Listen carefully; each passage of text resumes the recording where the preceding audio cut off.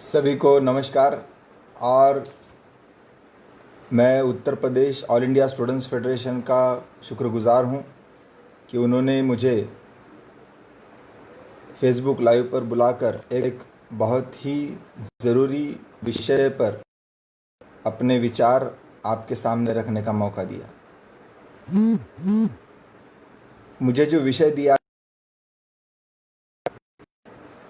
उस पर बोलने से पहले मैं अपना परिचय देना चाहूँगा। मैं एडवोकेट कॉमरेड अभय टकसाल all India students federation AISF का फॉर्मर जनरल सेक्रेटरी रहा हूँ और फ़िलहाल वकालत पेशे में हूँ और इंडियन एसोसिएशन ऑफ लॉयर्स का मैं नेशनल सेक्रेटरी हूँ।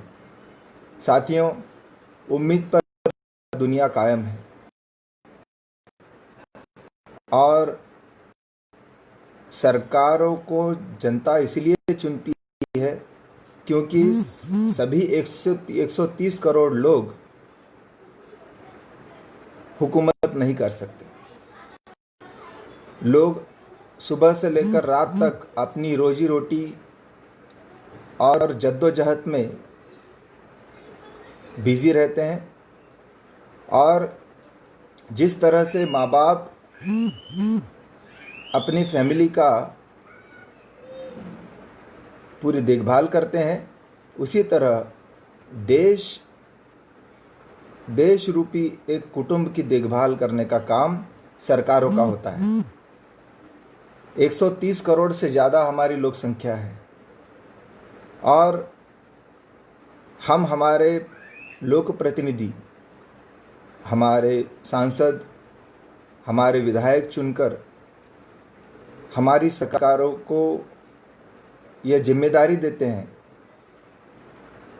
कि वे हमारे देखभाल करें, देश और राज्य की देखभाल करें और स्वास्थ्य योजनाएं, शिक्षा, रोटी, कपड़ा और मकान की व्यवस्था करें।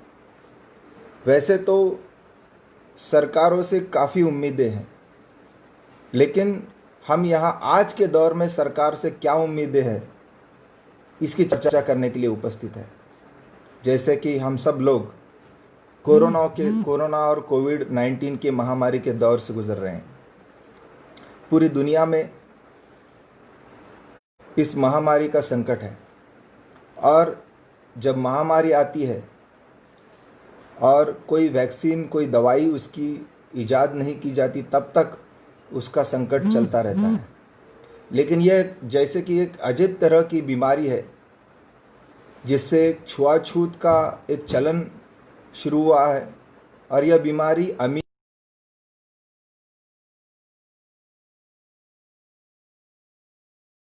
हमारे महाराष्ट्र के 2 मंत्रियों, कैबिनेट मंत्रियों को भी यह बीमारी हो गई है और इसीलिए यह जो बीमारी किसी में भेदभाव नहीं करती। यह जो हवाई जहाज से आई हुई है बीमारी आज कम्युनिटी स्प्रेड कर रही है और दिन ब दिन आंकड़े बढ़ते जा रहे हैं। अभी भी हमारा जो मजदूर तबका है इसको इस बीमारी की पूरी जानकारी नहीं है, यह ज़मीनी हकीकत है। और इसलिए सरकार से पहली उम्मीद तो यह होगी कि इस बीमारी की जानकारी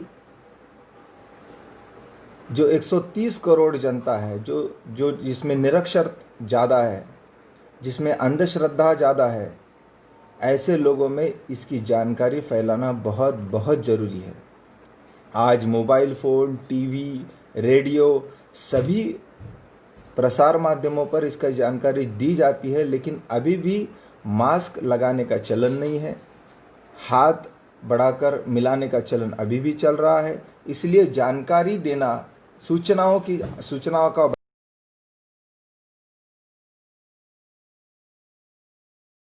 चाहूँगा कि 5 जनवरी को WHO ने सारी दुनिया को इसकी जानकारी दे दी थी कि कोविड-19 नामक जो वायरस है इसकी शुरुआत हो चुकी है और इसका खतरा पूरी दुनिया को है।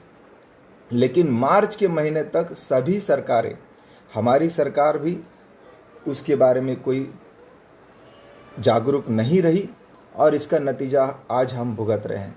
मैं यहाँ कोई आलोचना करने के लिए नहीं बैठा, लेकिन जो आज की तारीख में जो उम्मीद सरकार से है, जो सरकार कर सकती है, वो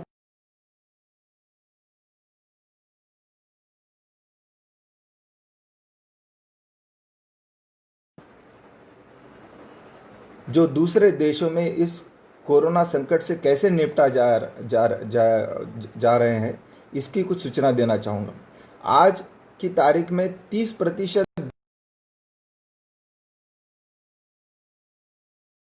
अपने नागरिकों को कैश ट्रांसफर का रिलीफ दे रहे हैं। 30%, 7%, 30 माफ़ कीजिएगा, कुछ तकनीकी रुकावट आई थी। 30.7% देश ऐसे हैं कि जिन्होंने अपने नागरिकों को कैश रिलीफ देने का काम किया है। उनके बैंक अकाउंट में उनके लिए रिलीफ पैसा दे दिया गया है, ताकि वे लॉकडाउन के पीरियड में अपनी ज़िंदगी ठीक से गुजार सकें। 37 देशों ने, जो पहले से ही कैश ट्रांसफ़र का उनके पास चलन था, उन्होंने बढ़ा दिया है कैश ट्रांसफ़र, और 88 देशों में इसका चलन चल रहा है। जर्मनी ने तो इन्फेक्शन प्रोटेक्शन एक्ट पास कर 80% वेतन सरकार दे रही है, और फूड कूपन लेने वालों का भी संख्या बढ़ रही है वहाँ पर। अल्जीरिया जो देश है, उन्होंने भी कैश ट्रांसफ़र देने की सुविधा शुरू किया है। आर्मीनिया में भी बुज़ुर्गों को कैश ट्रांसफ़र करने का चलन शुरू हो गया है। बीमार बुज़ुर्ग और बेरोज़गारों को सपोर्ट करने के लिए उनके यहाँ 215 योजनाएं वहाँ पर कार्यान्वित है। भारत में भी कैश ट्रांसफ़र सिर्फ कंस्ट्रक्शन वर्कर्स को किया गया है, और दिल्ली में कुछ टैक्सी वर्कर्स को कैश ट्रांसफ़र किया गया है। कुछ राज्यों ने 1,000 रुपया, दिल्ली जैसे राज्य ने 5,000 रुपया, और महाराष्ट्र जैसे राज्य ने 2,000 रुपये का कैश ट्रांसफ़र सिर्फ कंस्ट्रक्शन वर्कर्स को किया गया है। और 171 देशों में 800 अलग अलग तरह की स्कीमें, योजनाएं कैश ट्रांसफ़र को लेकर चल रही है। और जर्मनी ने तो जो छोटे बिजनेसमैन हैं, यहाँ पर हम जो फ्रीलांसर होते हैं, जो अपना व्यवसाय खुद करते हैं, स्वयं रोजगार कर जिसको हम कहते हैं, उन स्वयं रोजगार वाले युवकों को या बेरोजगारों को, जिनका अभी कोविड महामारी के कारण जिनका व्यवसाय बंद हो चुका है, ऐसे व्यवसायियों को 15,000 यूरो यानी करीब 12.5 लाख रुपया हर महीना देने की योजना जर्मनी ने शुरू की है। और इसका फ़ायदा उनके यहाँ कई लाखों लोगों को हो रहा है, और उसके लिए वो सरकार 4 लाख करोड़ खर्च कर रही है। जिन्हें छोटे बच्चे हैं, और उनके लिए हर बच्चे के पीछे 15,500 करोड़ रुपया जर्मनी की सरकार, जिसे वे चाइल्ड बेनिफिट कहते हैं, यह स्कीम वहाँ पर लागू कर दी गई है। और इसी इन्फेक्शन प्रोटेक्शन एक्ट के तहत ही जो कंपनी बंद होगी, उस कंपनी के मजदूरों को 6 महीने तक का वेतन सरकार देगी, और वो वेतन जो है कंपनी मालिक के अकाउंट पे जाएगा, और वो वेतन उन मजदूरों को दिया जाएगा। इसकी भी देखभाल सरकार देगी। इसके अलावा वहाँ पर जो बीमा है, मजदूरों के लिए बीमा है, वो भी बंद नहीं किया जाएगा। उसका प्रीमियम सरकार वहाँ दे रही है। दूसरी तरफ जहाँ अमेरिका के साथ मेलजोल बढ़ाने का चलन हमारे यहाँ कई सालों से है, वह अमेरिका में भी 1930 के बाद इस महामारी में सबसे बड़ा बेरोजगारी इस महामारी में आई है, और अमेरिका ने भी वहाँ पर फूड कूपन बड़े पैमाने पे बंटवारे किए गए। वहाँ पर एक वयस्क को 92,000 रुपया और एक बच्चे के पीछे 38,000 रुपया सरकार कैश बेनिफिट उनके खाते में दे रही है। और सबसे ज़रूरी बात, हमारे यहाँ फॉर्म भराने का काफ़ी चलन है। किसी भी बात के लिए लाइन लगाइए, नोट बदलने के लिए लाइन लगाइए, और किसी चीज़ के लिए लाइन लगाइए, रेशन की दुकान के सामने लाइन लगाइए, और ये लाइन लगाने का काम हमारे यहाँ पर सालों से होता आया है। अमेरिका में कैश ट्रांसफ़र के लिए किसी को फॉर्म भरने की ज़रूरत नहीं पड़ी। जो बच्चे स्कूल जाते हैं उनको स्कूलों में मुफ्त खाना मिल रहा है, और जो बच्चे घर पर हैं उनके अभिभावकों की सैलरी बंद नहीं की गई है। उनको घर बैठे बच्चों की देखभाल करने के लिए वो सैलरी दी जा रही है। जापान में भी सरकार वहाँ पर उनकी जीडीपी के 1.2% जो उनका जीडीपी है, इतना रुपया लोगों के ऊपर खर्च कर रही है कैश बेनिफिट। उन्होंने एक अलग तरह का योजना वहाँ पर शुरू की,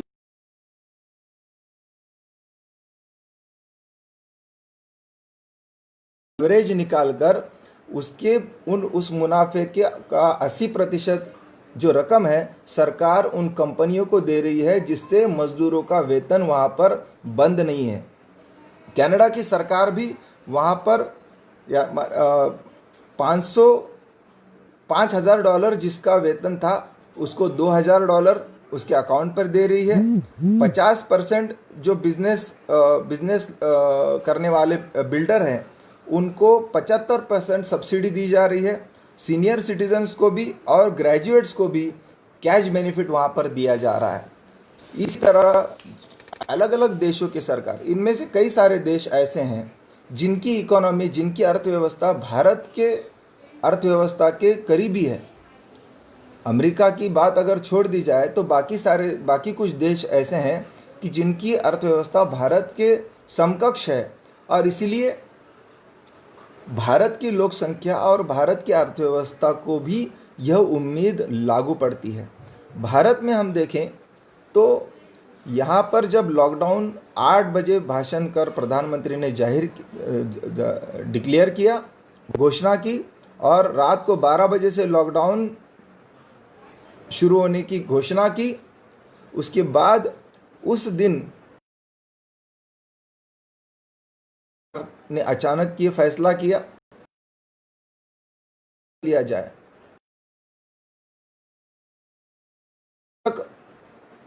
इस महामारी को गंभीरता से नहीं,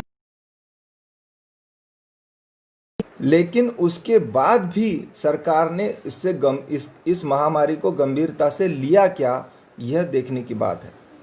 सरकार से यह हमारी उम्मीद थी कि महामारी के चलते लॉकडाउन का जो रास्ता सरकार ने अपनाया उसके साथ पूरे देश की जनता रही। कुछ देश दुनिया में ऐसे भी हैं जिन्होंने उन्होंने जो हवाई जहाज़ से लोग विदेश से आए उनको क्वारंटाइन किया, उनकी जांच की, उनको पूरी तरह से अगर वे निगेटिव है तभी उन्हें जनता में आने दिया, उन्हें अलग किया। लेकिन हमारे यहाँ वह रास्ता नहीं अपनाया गया। हवाई जहाज़ से जो लोग आए उन्हें जनता में घुल मिलने का मौका दिया गया, जिससे कम्युनिटी स्प्रेड कर गए, और यह महामारी हमारी गलियों में, हमारी बस्तियों में दिखाई देने लगी। खैर वह रास्ता तो छूट गया, हमने वो जो मौका था उसको गवा दिया। लेकिन उसके बाद हुआ, लॉकडाउन की घोषणा की गई, तब यह उम्मीद कि जो लोग जिनका अपना कोई बैंक बैलेंस है उनके लिए ज़िंदगी गुजरना आसान था। लेकिन जो लोग रोज़ कमा कर खाते हैं, जैसे कि हमारे कंस्ट्रक्शन वर्कर हैं, हॉकर्स हैं, कॉन्ट्रैक्टर हैं, जो दिहाड़ी मजदूर हैं, ये सभी लोग जो रोज़ कमाकर रोज़ खाते थे, अपनी फैमिली का जो रोज़ का खर्च चलाते थे, उनकी चिंता करने का और उनके लिए प्रावधान का, जो खाने पीने की चीज़ों का उनके दरवाजे पर देने का काम करने की उम्मीद थी, लेकिन वह नहीं हो पाया। जैसे कि यह सिर्फ भाषणों में कहा गया कि आप घर से बाहर ना निकलें, लेकिन घर से बाहर कैसे न निकले? रोज खाने को लगता है, सब्जी दाल रोटी यह तो लगेगा, लेकिन उसका भी ख्याल नहीं रखा गया।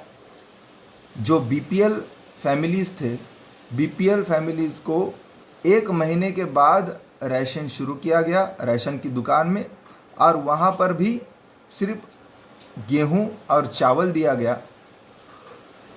और कोरोना से निपटने के लिए, कोविड-19 से निपटने के लिए हाई प्रोटीन युक्त खाना खाने की ज़रूरत है, ऐसा डॉक्टर्स कहते हैं, बताते हैं। लेकिन सिर्फ चावल उबाल कर और अनाज खाकर कैसे गुजर बसर कर सकते थे, जो सिर्फ बीपीएल जिनके राशन कार्ड काफ़ी कम, हम सब लोग जानते हैं।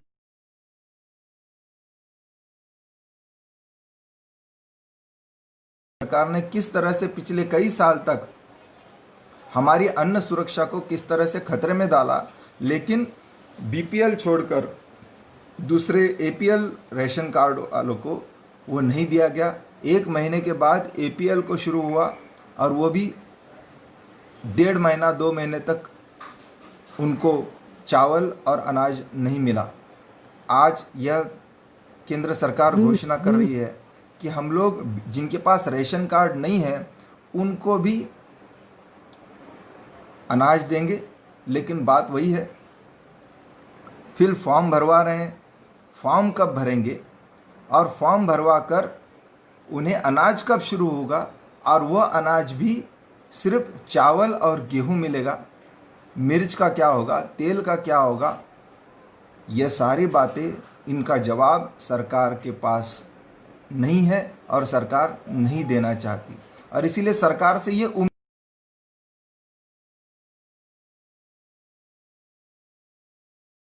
कि लोग घर में रहें, घरों में रहें। अगर घरों में रहते हैं तो भूख से परेशान हैं, अगर घरों से बाहर निकलते हैं तो पुलिस के डंडों से परेशान हैं। और इसीलिए अगर सरकार चाहती है कि लोग घरों में रहें तो लोगों के खाने का व्यवस्था करना होगा। आत्मनिर्भर तो हर इंसान है, हर इंसान जो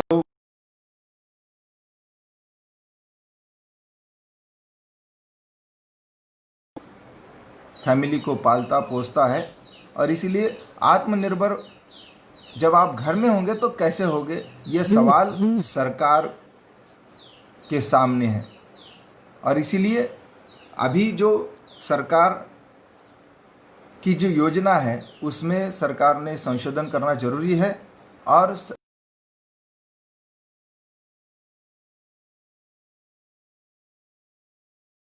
तेल, नमक, मिर्च, हर चीज़ सभी लोगों के दरवाज़ों में ले जाकर दिया है, तभी वहाँ पर लॉकडाउन सक्सेस हुआ है। और इसीलिए सरकार से ये उम्मीद है कि सरकार अपनी जो समझ है उसको दुरुस्त करे। सुप्रीम कोर्ट में हाल ही में जो एक केस गया था कि कंपनियां किस तरह से उनके मजदूरों को वेतन दे, जब कंपनियां बंद है तो वेतन कहां से दिया जाए, ये सवाल ये देश का सुप्रीम कोर्ट जो उच्चतम न्यायालय है उसने पूछा। मैं उच्चतम न्यायालय से भी उम्मीद करता हूं, उनसे भी अनुरोध करता हूं कि वे भी मजदूरों की जो हालत है उसको समझें और सरकार को निर्देश दें करें। ये उम्मीद हमारी देश की उच्चतम न्यायालय से भी है। सरकार कहती है कि आत्मनिर्भर बनिए, मोदी जी कहते हैं आत्मनिर्भर बनिए, तो सरकार से भी हम उम्मीद रखते हैं कि सरकार भी आत्मनिर्भर बने। जो हमारा डिफेंस जो सेक्टर है, देश की सुरक्षा का जिम्मा जिनके ऊपर है,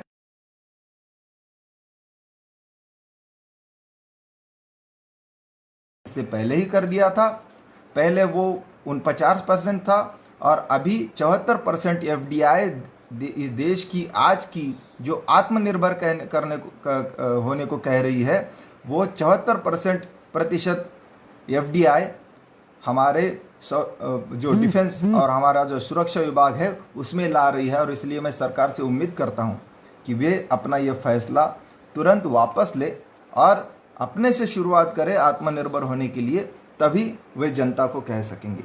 किसानों की फसल जो है वो बाज़ार तक नहीं पहुंच रही है और इसीलिए किसान अपनी फसल हल चलाकर वहीं पर ख़त्म करने का काम कर रहे हैं। जो खेत मजदूर है उनकी भी खस्ता हालत है, वो खेती मजदूरी पर अपनी ज़िंदगी गुजारते हैं और किसान ही परेशान है। तो इसलिए किसान और खेत मजदूर जिस कोरोना महामारी के समय में हमारी जो ग्रामीण जो व्यवस्था है वो सबसे अलग है। आज शहर में कोरोना बड़े पैमाने पर फैल रहा है और गांव में कोरोना का जो संक्रमण है उसमें कमी है। और इसीलिए आज देश की सरकार को गांव की तरफ ध्यान देने की ज़रूरत है। जो योजनाएं और जितनी सहूलतें सरकार उद्योगों को देती है उतनी ही सहूलतें अगर सरकार हमारी खेती उद्योग को अगर गाँवों को दे, बिजली, पानी, खाद और सब्सिडी और बाज़ार और स्वामीनाथन समिति का अगर सिफारिशें अगर सरकार स्वीकारती है तो आज की स्थिति यह है कि हमारे गांव और हमारी खेती ही इस देश की अर्थव्यवस्था को बचा सकती है। और इसीलिए हमारी सरकार यह भी कहती है कि हमारे देश के गोदामों में अनाज की कमी नहीं है। अगर देश के गोदामों में अनाज की कमी की दुकानों में सिर्फ गेहूं और चावल ही क्यों मिल रहा है और सिर्फ 5 किलो ही क्यों मिल रहा है, यह सवाल देश की सरकार के सामने है। और इसीलिए देश की सरकार से हम उम्मीद करते हैं कि वे अपनी इस समझ को दूर करें, अपनी डेटा बैंक को दुरुस्त करें और सभी को प्रोटीन युक्त खाना दे, जिसके चलते आने वाले दिनों में जो एक बहुत बड़ा भूख का संकट जो आज ही बड़े पैमाने पर महामारी के चलते हमारे सामने आया है, और अगर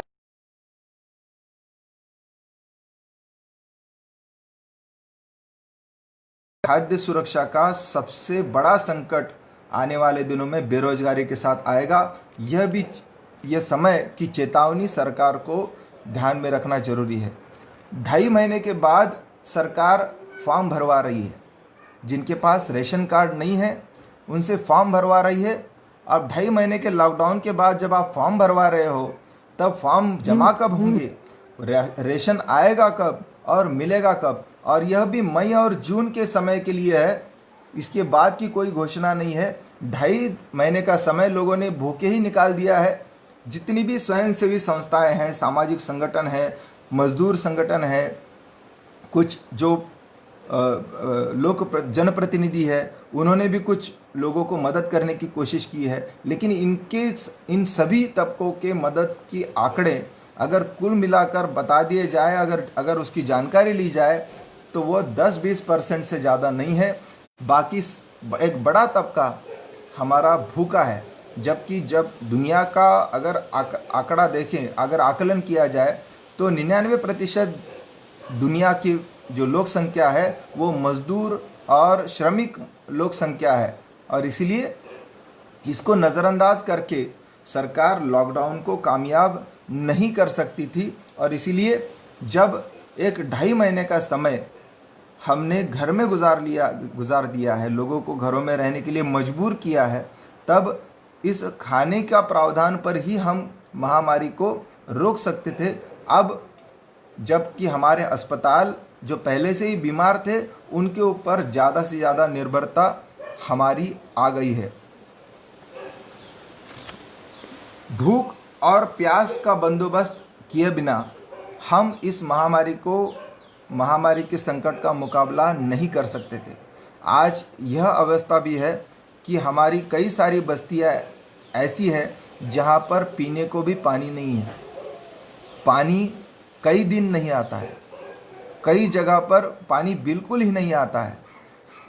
टैंकरों से पानी पहुंचाया जाता है और कोरोना समय में सरकार ये कहती है कि बार बार हाथ धोइए, साबुन से हाथ धोइए, 20 सेकंड हाथ धोइए। आप कहते हैं, लेकिन अगर पानी ही ना हो तो हाथ किस तरह से धोएं?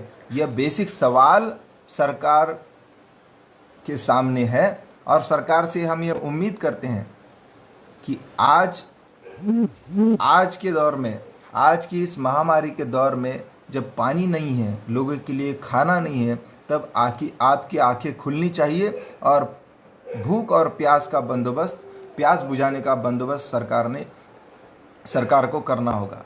मजदूर और मध्यम वर्ग हमारे देश की रीढ़ है और उनकी जेबों में पैसा नहीं है। जब उनकी जेब में पैसा आएगा तभी जाकर बाजार में कुछ खरीदारी होगी। अगर बाजार में खरीदारी होगी तभी कारखानों से जो उत्पाद मार्केट में आया है उसको खरीदा जाएगा, और जब उसको खरीदा जाएगा तब कारखानों से जो माल बनेगा तब उसकी डिमांड होगी, उसकी मांग होगी, और इस अर्थव्यवस्था के चलन को सरकार भूल रही है। परचेसिंग कैपेसिटी जिसकी है वो मजदूर है, मध्यम वर्ग। आज अगर उसकी परचेसिंग कैपेसिटी खत्म हो गई तो हमारी उद्योगों का जो स्लो डाउन है वो इसको कोई नहीं रोक सकता। और इसीलिए जो 20 लाख करोड़ रुपए का पैकेज सरकार ने डिक्लेयर किया, जिसको हम सब लोगों ने 5 दिनों तक, 4-5 दिनों तक सुनते रहे, हमारी अर्थमंत्री निर्मला सीतारमन जी उसको बयान करती रही, एक्सप्लेन करती रही, लेकिन उसमें सिर्फ कर्जे के सिवाय कुछ नहीं मिला। और इसीलिए जो मैंने जिन देशों की जानकारी आपको इस सेशन में शुरुआत में दी थी, उन देशों के आंकड़े अगर देखे जाए तो उनको यह समझ थी कि लोगों के जेब में सीधे पैसा पहुंचाना ज़रूरी है। अगर लोगों की जेबों में पैसा नहीं जाता तो लॉकडाउन कामयाब नहीं हो सकता और कोरोना से हम नहीं निपट सकते। यह जो समझ है सरकार को आना ज़रूरी है। और इसीलिए ये जो कर्ज बांटो फार्मूला है ये महामारी में किसी काम का नहीं है। यह जवाब देश की जनता दे रही है। इस जनता की आवाज़ को सुनना सरकार के लिए ज़रूरी है। सरकार जब जनता की आवाज़ सुनना बंद कर देती है तब वो जनता से कट जाती है और ज़मीनी हकीकत को समझे बिना अगर सरकार हवाई अगर स्कीमें डिक्लेयर करें, गलत आंकड़े और गलत डेटा अगर सरकार देती है तो उसमें पूरे देश के लिए सबसे बड़ा खतरा पैदा हो सकता है। इसलिए सरकार को चाहिए, सरकार से ये उम्मीद है, आज की तारीख में हम ज़्यादा नहीं मांग रहे, लेकिन आज अगर आप दाल, चावल, तेल, साबुन, नमक, मिर्च अगर सभी के दरवाजे में दे भी देते हैं, लेकिन हर किसी के जेब में 150 रुपया, 100-500 रुपया होना बहुत ज़रूरी है। अगर 150 रुपया आपकी जेब में नहीं है तो आप स्वस्थ घर में नहीं बैठ सकते, आप अस्वस्थ होते हैं। और इसलिए सरकार को चाहिए कि सरकार कैश ट्रांसफ़र करे। कम से कम हर आदमी को 7,500 रुपया कैश ट्रांसफ़र करना ज़रूरी है। आपने अमेरिका के कुछ वीडियोस, कुछ न्यूज़ में वहाँ का देखा होगा आपने कि वहाँ पर जो कारों में घूमने वाले जो लोग हैं वो अपनी कार की डिक्की और कार की शीशा उतारकर लाइन में लगे हुए हैं और उनकी शीशे से और उनकी डिक्की में फूड पैकेट जो है वो फेंके जा रहे हैं।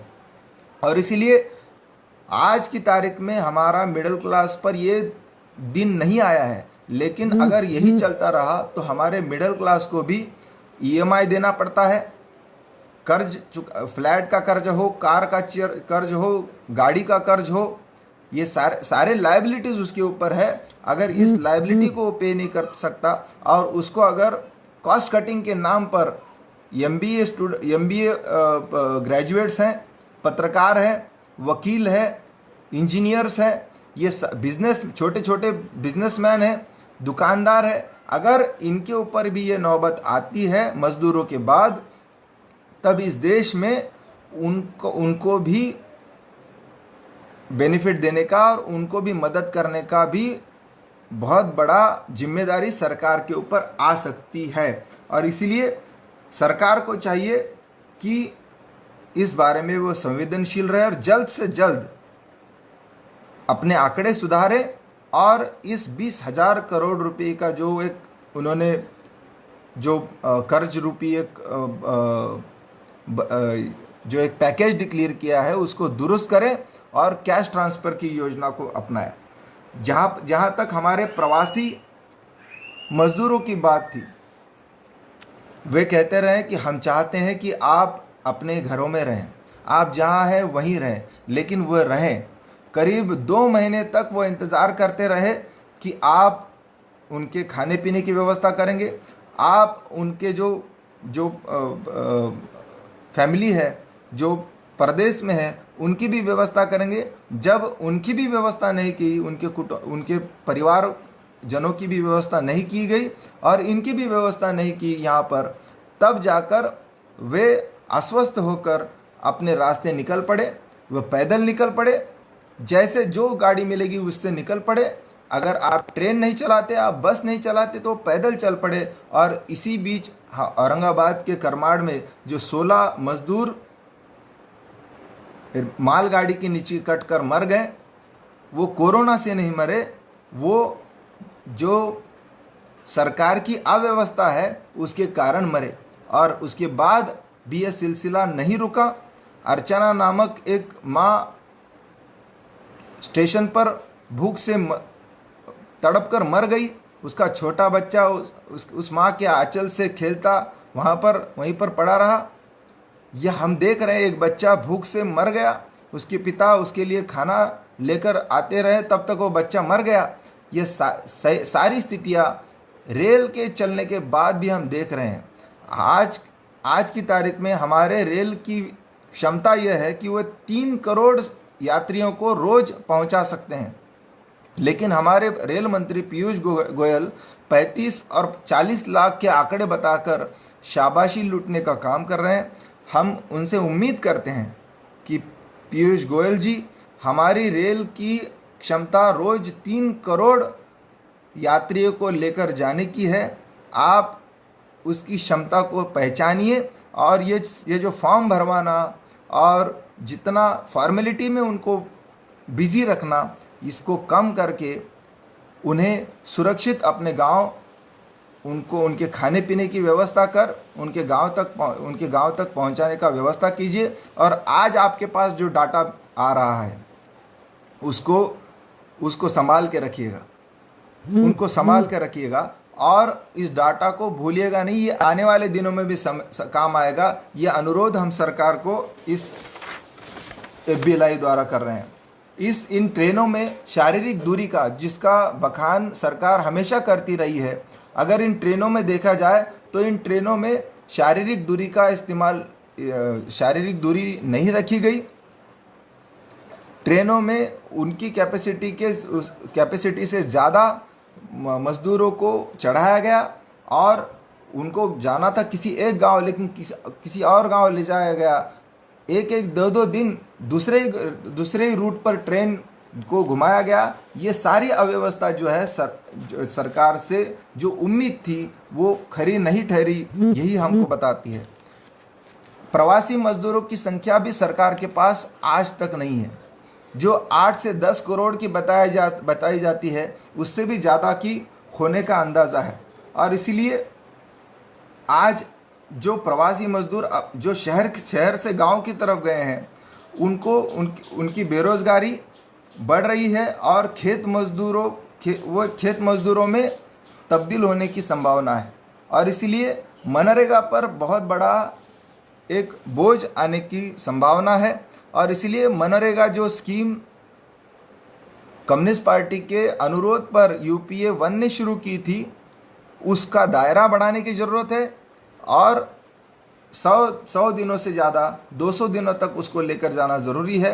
और उसमें जो घपले हो रहे हैं उस पर भी ध्यान देने की ज़रूरत है। जैसे कि कोरोना का फैलाव शहरों में ज़्यादा और गाँव में कम हो रहा है, और इसलिए कारखानों जैसी सहूलतें खेती को देना ज़रूरी है। 1990 के बाद सरकार अपनी जिम्मेदारी से पीछे हट जाए, ऐसा दबाव वर्ल्ड बैंक और WTO द्वारा बार बार दिया गया है और आज उसका हमको खामियाजा भुगतना और इसका नतीजा यह है कि आज हमारे अस्पताल जो है खस्ता हालत है। सरकारी अस्पताल जो आज कोरोना से जूझ रहे हैं, अपनी जितनी भी स्ट्रेंथ है उसके साथ जूझ रहे हैं, उनको ठेकेदारी का उनकी नियुक्तियां हैं। वहाँ का सफाई मजदूर आज ठेकेदारी पर काम करता है। वहाँ पर कई सारे जो डॉक्टर्स हैं वो भी पूरे वेतन पर नहीं है और इसीलिए सिर्फ ताली और थाली पर वे लोग अपनी 1 महीने तक की समय निकालते रहे। PPE किट उनको नहीं मिला, जिसकी एक छोटी सी उम्मीद थी कि वे कंफर्टेबली काम करें, पूरे सुनिश्चित तरीके से काम करें जब उनकी जान का खतरा कम हो। और जब कोई स्वास्थ्यकर्मी PPE किट पहनता है तो उसके लिए उसकी जान का खतरा कम हो जाता है और इसीलिए इस ठेकेदारी सिस्टम को ख़त्म करना स्वास्थ्य व्यवस्था से, ये सरकार से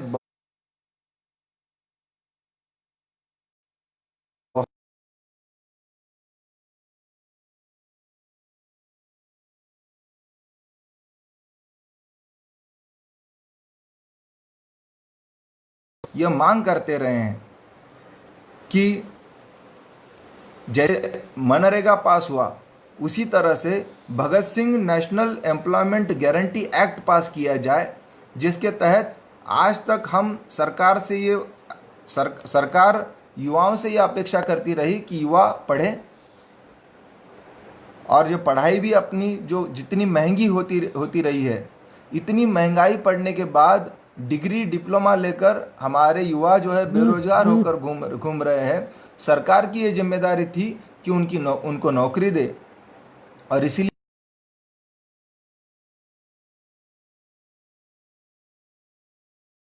कि सरकार रोजगार का कानून पास करे। जैसे मनरेगा पास हुआ उसी तरह से Bhagat Singh national employment guarantee act pass हो, जिसे हम बनेगा कहते हैं, जिसके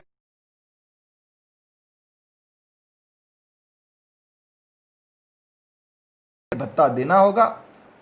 12वीं पास अगर बेरोजगार को सरकार नौकरी नहीं दे सकती तो उसे 15,000 रुपये बेरोजगारी भत्ता देना होगा। ग्रेजुएट बेरोजगार को अगर सरकार नौकरी नहीं दे सकती तो उसे 20,000 रुपये बेरोजगारी भत्ता देना होगा और पोस्ट ग्रेजुएट बेरोजगार को अगर सरकार नौकरी नहीं दे सकती तो उसे 30,000 रुपये बेरोजगारी भत्ता देना होगा। इस तरीके से ये बनेगा कानून सरकार को पास करना होगा, ये सरकार से उम्मीद है। और सरकार से ये मैं उम्मीद करता हूँ कि आज हमारे इंजीनियर्स, हमारे वकील, हमारे टीचर, ये सारा जो मध्यम वर्गीय तबका है आज बहुत मजदूरों के साथ ही वो बड़ी इस आर्थिक संकट से गुजर रहा है।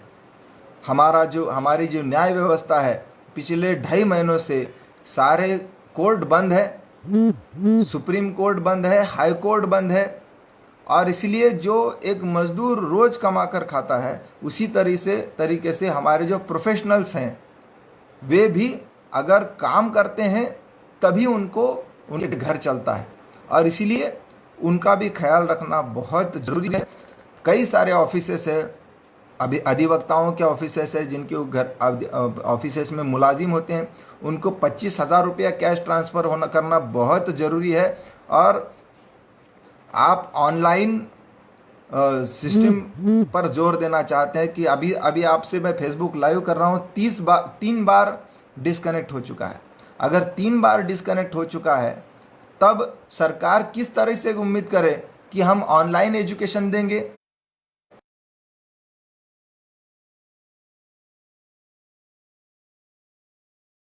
शुरू करेंगे, ऑनलाइन एजुकेशन शुरू करेंगे और इसीलिए एक ज़मीनी हकीकत को समझकर सरकार को काम करना बहुत ज़रूरी है। सरकार अपनी भाषण देने वाले पैटर्न से हटके ज़मीनी जो बुनियादी जो बातें हैं उसको समझें अपने अपने को मजबूत करें, हमारी शिक्षा व्यवस्था को मजबूत करें, हमारी न्याय व्यवस्था को मजबूत करें और सरकार मजदूर, किसान और मध्यम वर्ग इन्हें ख्याल में रखकर अपनी अर्थव्यवस्था का जो योजनाएं हैं उसको तय करें। और इसीलिए अगर इस तरीके से अगर सरकार चुस्ती से, फुर्ती से अगर काम करती है, तभी हम इस महामारी के संकट के दौर में इसका मुकाबला कर सकते हैं। महामारी के लिए हमारी जो व्यवस्था है, जिसको हम व्यवस्था कहते हैं, हाल अगर सत्य यह है कि वो अव्यवस्था है, लेकिन उसको हम व्यवस्था कहते हैं। उस व्यवस्था को दुरुस्त करना बहुत ज़रूरी है। सरकार लोगों की बात सुने। सरकार के मन की बात तो हम सुनते हैं, लेकिन सरकार भी लोगों की बात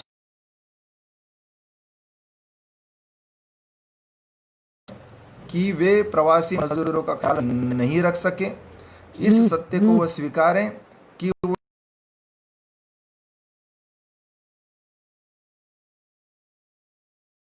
कि हमारी स्वास्थ्य व्यवस्था पूरी तरह खस्ताहाल है। जब हम स्वीकार करेंगे कि हमारी गलती कहाँ हुई, तभी हम लोग या हमारी सरकार उसे दुरुस्त करने का उपाय सोच सकती है। और इसीलिए केरल पैटर्न भी है और जितने भी दूसरे राज्य हैं, दूसरे देश हैं जो महामारी से अलग अलग तरीके से जूझ रहे हैं, WHO के भी गाइडलाइंस है, ILO की भी गाइडलाइंस है, उसको फॉलो करते हुए सरकार ये तय करे आज की तारीख में कि हमें ज़मीनी हकीकत को समझकर, लोगों के सुझाव को समझकर, मजदूर संगठन को समझकर, जो अलग अलग व्यावसायिक है उनके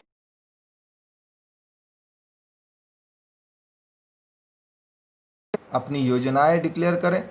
जहाँ तक PM फंड और CM फंड की बात है, मैं यहाँ बात साफ करता हूँ कि हो सकता है किसी राज्य के पास फंड ना हो, जैसे कि हमारे महाराष्ट्र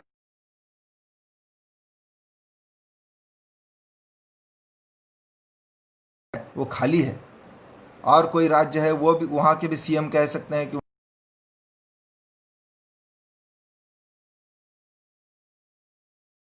या देश के प्रधानमंत्री देश के सामने कोई योजना रखते हैं कि हम, अगर प्रधानमंत्री पहले ही दिन अगर ये घोषणा करते थे कि हम लोग सभी को उनके दरवाज़ों पर सभी खाद्य जो सामग्री है वो पहुंचाना चाहते हैं, हम जो मज़दूर हैं जो रोज़ कमा कर खाने वाले हैं उनको कैश ट्रांसफ़र करना चाहते हैं, लेकिन हमारे पास पैसा नहीं है, तब लोग खुशी से, जिनके पास पैसा है वो बहुत बड़े पैमाने पर PM फंड में भी और CM फंड में भी लोग पैसा दे सकते थे। जो हमारे विदेशी नागरिक हैं, जो NRI हैं, वे भी पैसा देते थे। लेकिन सरकार ने शुरुआत से भी शुरू से ही ऐसी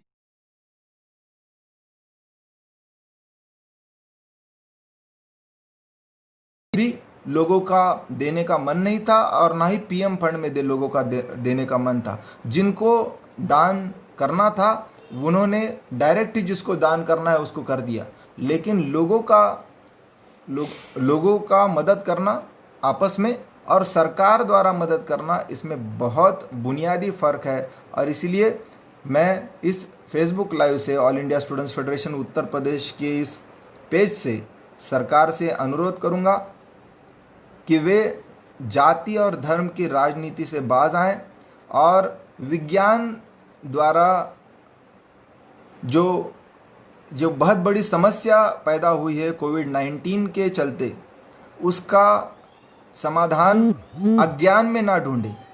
विज्ञान का समाधान विज्ञान है, विज्ञान का समाधान अज्ञान नहीं है। और इसीलिए अगर हमें विज्ञान से पैदा हुई इस समस्या का अगर समाधान ढूंढना है तो हमें भूख से भी लड़ना होगा, बेरोजगारी से भी लड़ना होगा और इस महामारी से ही लड़ना होगा। उसके लिए संवाद सिर्फ एक तरफा नहीं होना चाहिए, तो सरकार को भी लोगों की बात सुननी होगी। उम्मीद पर दुनिया कायम है, यह बहुत पुराना एक वाक्य हम सब लोग जानते हैं। और इसीलिए अभी 4 साल इस सरकार को बाकी है। सरकार से हम उम्मीद करते हैं कि वे